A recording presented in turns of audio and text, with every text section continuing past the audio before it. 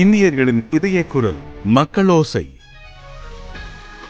2019ஆம் ஆண்டு தனது 2 வயது வளர்ப்பு மகனுக்கு மரணம் விளைவித்ததாக குற்றம் சுமத்தப்பட்ட 34 வயது முகமது சொஃபியுடின் அபுபக்கர் என்ற ஆடவருக்கு உயர் நீதிமன்ற நீதிபதி அமத் ஜைடி 2023ஆம் ஆண்டு ஜூலை 4ஆம் தேதி நோக்கமில்லா கொலை குற்றச்சாட்டின் கீழ் 16 வருடங்கள் சிறை தண்டனை விதித்தார். இதனையடுத்து பிராசிக்யூஷன் மேல்முறையீடு செய்தது. மேல்முறையீட்டிற்கு முகாந்திரம் உள்ளதால் உயர் நீதிமன்ற தீர்ப்பை ரத்து செய்து டத்தோ அமத் ஜைடி இப்ராஹிம், டத்தோ அசிசுல் அஸ்மி அட்னான், டத்தோ அமத் கமால் முகமது ஷாயித் ஆகிய 3 நீதிபதிகளின் அமர்வு மேல்முறையீட்டை விசாரித்தது.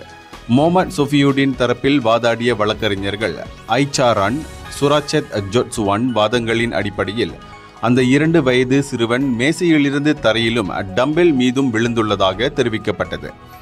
இருப்பினும் உடல்கூறு ஆய்வில் அச்சிறுவனின் வயிற்று பகுதியில் பலமான அடி விழுந்திருப்பதே மரணத்திற்கான காரணம் என கண்டறியப்பட்டுள்ள நிலையில் நீதிபதிகள் அமர்வு இவ்வழக்கை கொலை என வகைப்படுத்தி சொஃபியுடினுக்கு 30 வருட சிறையும் 16 பெரும்படிகளும் விதித்து தீர்ப்பளித்துள்ளது. இதனிடையே 2019ஆம் ஆண்டு மே 25ஆம் தேதி இரவு 7:30 மணியிலிருந்து 8 மணிக்குள் கிடாவில் உள்ள குவார் சம்படா ஜலான் யான் குவார் சம்படா கீழ் வீடொன்றில் 2 வயது முகமது ஐக்கில் ஐரி முகமது அஸ்ருலிற்கு மரணம் விளைவித்தது குறிப்பிடத்தக்கது. கிழக்கு கரை ரயில் போக்குவரத்து திட்டம் ECRL கட்டுமான பணியினால் பாதிக்கப்பட்ட செலாட் கலாங் இஸ்லாமிய மையத்து கொள்ளையில் உள்ள 90 கல்லறைகளுக்கான புதிய மாற்று இடத்தையும் இடுகற்களையும் அமைத்துக் கொடுப்பதற்கு ECRL ஒப்புக்கொண்டுள்ளதாக ஸ்லாங்கூர் இஸ்லாமிய விவகார புத்தாக்க குழு தலைவர் டாக்டர் முகமது ஃபாமிங்கா தெரிவித்துள்ளார். இந்த இடமாற்றம் நோன்பு பெருநாளுக்கு முன்பதாகவே நிறைவு பெறும் என்பதை மாற்றப்படவிருக்கும் கல்லறைக்குரிய இறந்தவர்களுக்கான தொழுகையில் மஸ்ஜித் ஜாமிக் ஹர் ரஹீமியாவில் கலந்து கொண்டு இவ்வாறு தெரிவித்தார். இடமாற்றத்தின் போது பாதுகாப்பு, சுகாதாரம் கருதி மாநில அரசு உறவினர்களை அனுமதிக்கவில்லை என்றும் கோவிட்-19 தொற்று காரணமாக இறந்தவர்களின் கல்லறைகளும் இதில் அடங்கும் என்றும் ஃபாமி மேலும் கூறினார். சுகாதார அமைச்சு, அரச மலேசிய போலீசின் ஒத்துழைப்போடு முறையான வழிமுறைகளை பின்பற்றி இடமாற்றம் செய்யப்பட்டதாகவும் அவர் தெரிவித்தார். ECRL ரயில் போக்குவரத்து திட்டம் மாநிலத்தின் கோம்பாக், உலுஸ்லாங்கோர், கோலஸ்லாங்கோர், கிளேங் என்று 4 மாவட்டங்களை கடந்து 90.72 கிலோமீட்டர் தூரத்தில் அமைக்கப்படுவது குறிப்பிடத்தக்கது.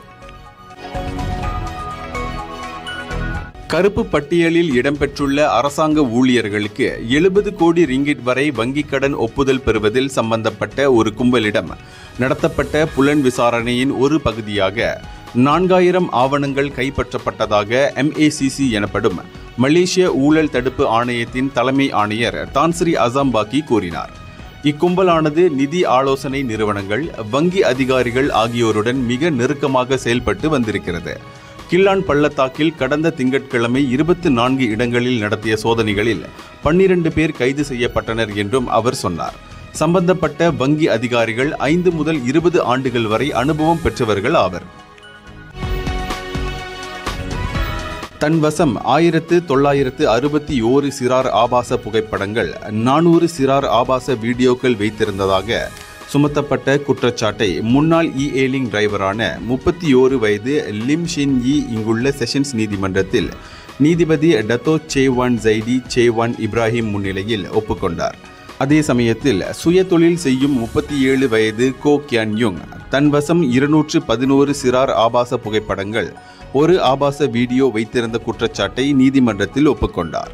இவர்கள் இருவருக்கும் வரும் பிப்ரவரி 13ஆம் தேதி தண்டனை விதிக்கப்படும்.